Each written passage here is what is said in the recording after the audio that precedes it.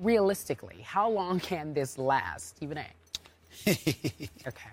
You know, You're laughing at yeah, man, because this is kind of funny. Let me tell y'all something, okay? This could last till the last week of the entire NFL season. Oh, so you're covering your bets, huh? And I'm not talking regular season. I'm talking Super Bowl. Uh-oh. This could last that long. But it doesn't mean that the accident won't happen. Oh, okay. Let's be clear.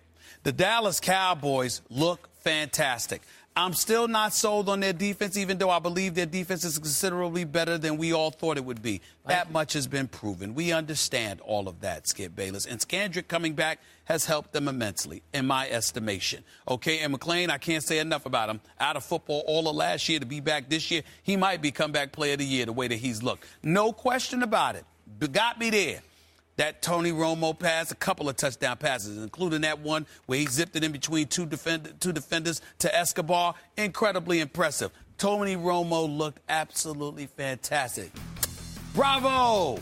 Absolutely. DeMarco Murray, once again, Skip, he's a man amongst boys. This is why they've got the #1 rushing attack in the NFL. It is because of DeMarco Murray. They have already accumulated 1,118 yards. 7 consecutive games to start an NFL season. Never been done in history. The man has done 100 yards or more in each game. He deserves all the credit in the world.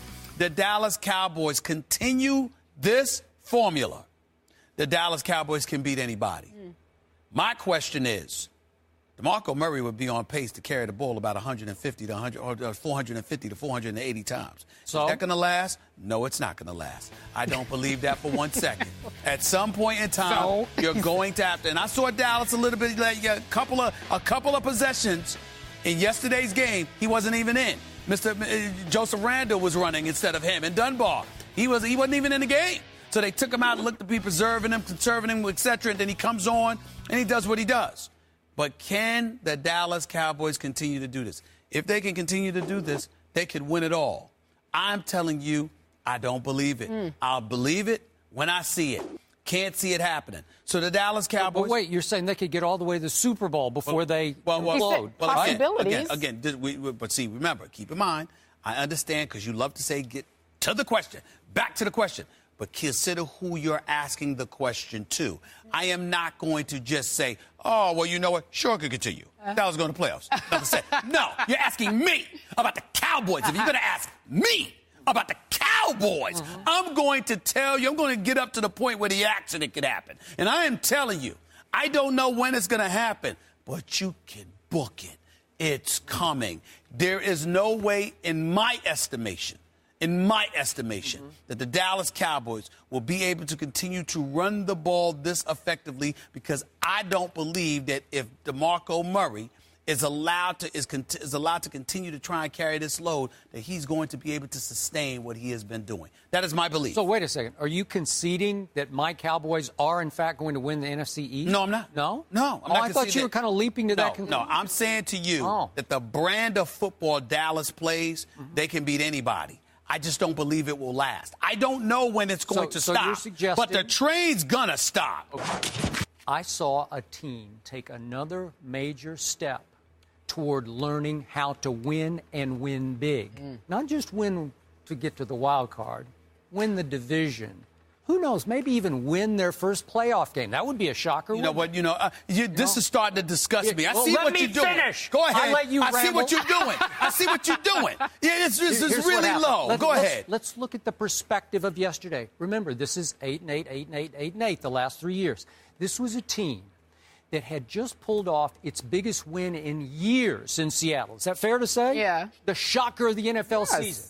And they come home to play their first division game against a rival and a quarterback who has tormented them in the past. And what happens?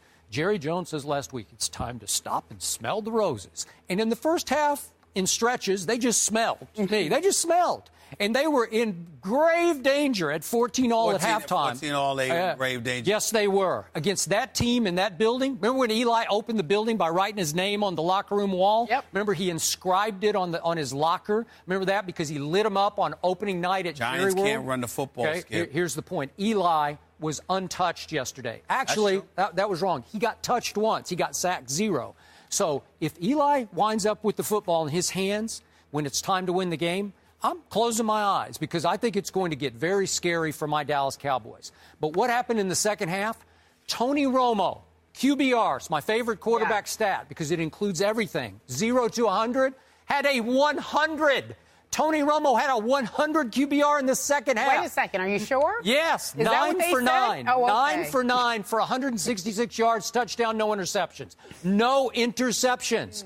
Des Bryant, 7 targets, 7 catches for 136 yards in the second half. 50 yards after the catch. These are my Dallas Cowboys who just said, no, we're not going to lose this game. We're going to take it over. And what happened? The final big drive, the field goal drive to ice the game. 1st and 10 at the 20 with 5:28 left. What would that team have done 1 year ago right there at that moment? Romo would have thrown it to some other guy at the other team. DeMarco would have fumbled the football. Or they would have gone 3 and out and punted it to Eli, and he would have tied the score and taken them into overtime. And what happened? Des Bryant, 10-yard catch. DeMarco, 8-yard run on 3rd and 1. DeMarco, 17-yard run. Dez over the middle, 13 more yards. And before you knew what had happened, Dan Bailey, or as I call him, Dan Money, split the uprights. And the game was over because these Cowboys, as I keep telling you, are different. The defense is bend but don't break. It bends a lot. It's not great. It doesn't rush the passer yet, but I think it will figure out how to rush the passer. And it's scoring defense. Dallas is 10th in the NFL. That's pretty good, 10th in the NFL in scoring defense for a defense that was widely regarded as on its way to becoming historically bad.